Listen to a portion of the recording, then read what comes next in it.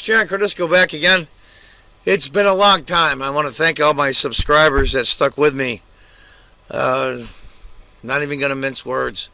Life is still kicking my ass, so I'm hanging in there. So a lot of stuff going on. But anyway, enough of that. One of my favorite tournaments in the world, the Tradewise Gibraltar tournament.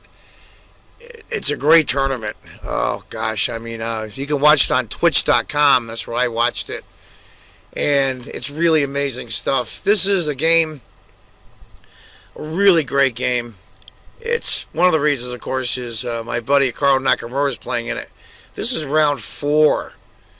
And so far, Carl is 3-0. Nakamura is white. And Niles Grandelius, I believe he's from Sweden, is black. Let's get to it. It's going to be Svenigan, Sicilian. We'll just go through the opening here. I'm not big on opening theory. Bishop, F3, typical stuff. Queen D2, B4 hitting the knight. Now, usually what I would do is I would put the knight right to E2. But the new move, I guess, and these guys have the supercomputers, is knight to A4. At least I'm not familiar with that move. Knight. White castle's long. Queen A5. B3. Now, my fear when I do this is always this. I'm afraid that somehow this bishop is going to get in the spot to go after this knight. This might take a few moves, but... Or the knight would just come here.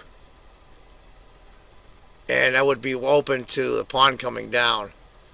That's what I always worry about, is white and the Sicilian in these spots. Bishop B7. Now this is really interesting. This isn't a move that I would have thought of, but once you make it, it's one of those deals that makes perfect sense. Carl went A3, and of course we all see why white can't, or black can't take, because the queen's in pre. Queen has to come back. Pawn takes.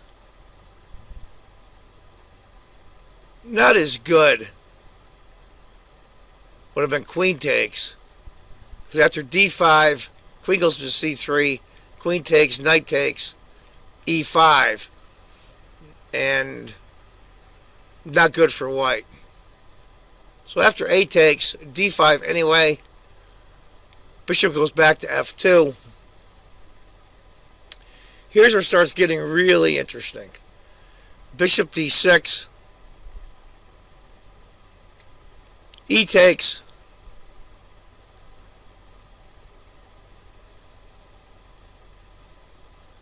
Bishop F4 is tempting, but he would just block with Bishop E3. It comes out the same. Knight takes. Bishop goes to G3. Now we're looking at all kinds of weird stuff coming down the road here with this double. Queen Rook. Looking at knight here. Queen can come down after.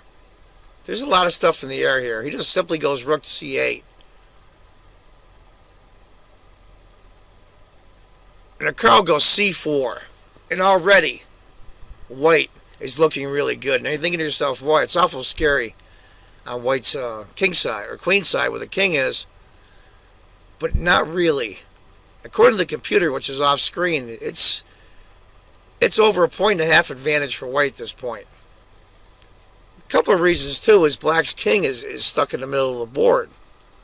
The bishop takes.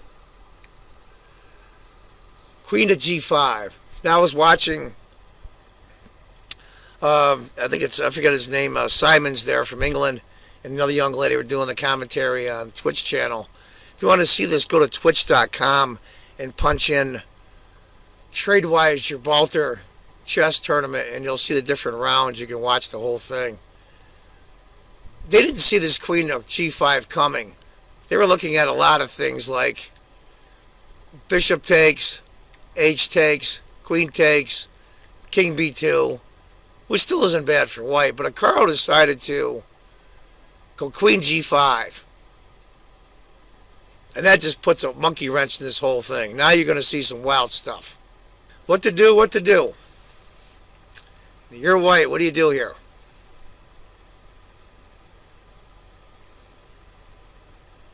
Or excuse me, you're black, what do you do here?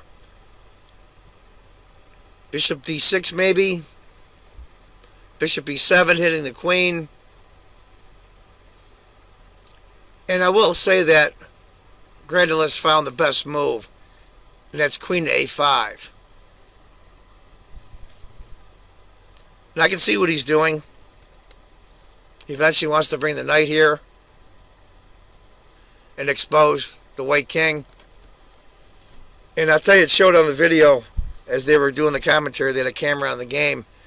Shows Naka getting up and down, and Naka is very...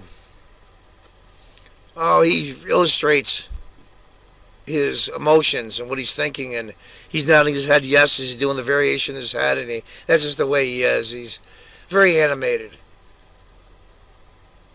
What would you do here if you're Naka? Take the pawn? Knight takes e6 is actually an interesting move. But Naka takes the g7 pawn. He goes rook f8. Now, it doesn't look like it's true. But Naka, and even Grandelius for that matter, he's almost 2650. Naka especially is a world-class player. And he knows he has the upper hand. And the computer bears that out. Believe it or not, right now, white has almost a 3-point advantage. That's almost a full piece. And he finds the best move. Doesn't look like much, but it's the best move by far. Knight c2. He's holding everything together. Everything.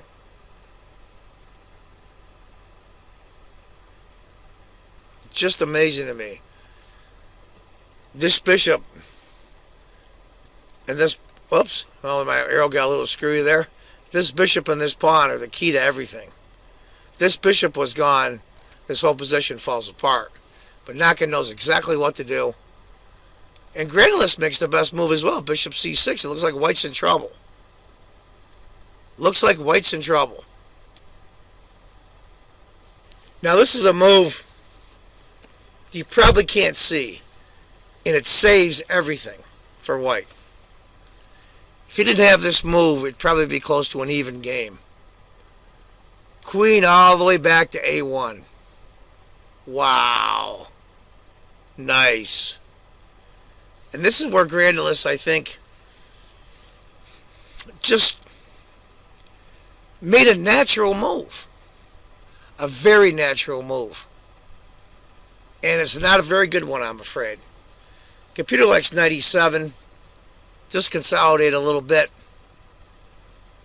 Maybe knight on 7 to b6, the knight on 5 to b6, one of the two.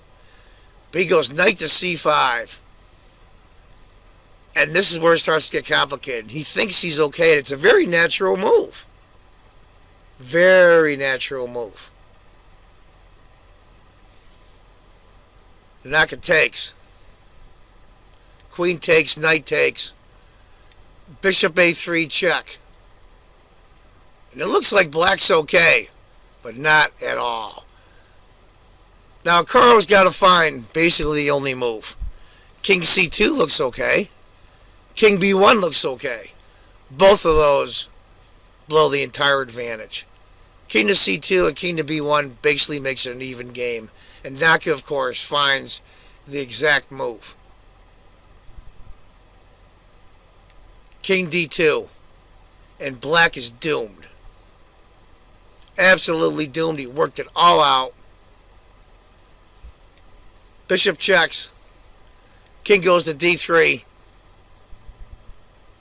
Knight goes to c3. It looks like white's surrounded.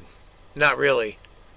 Just looks scarier than it really is. Just to give you an idea, if bishop had taken the knight, c takes, bishop takes, king c2, bishop e7, and king b1, and white's up a full knight.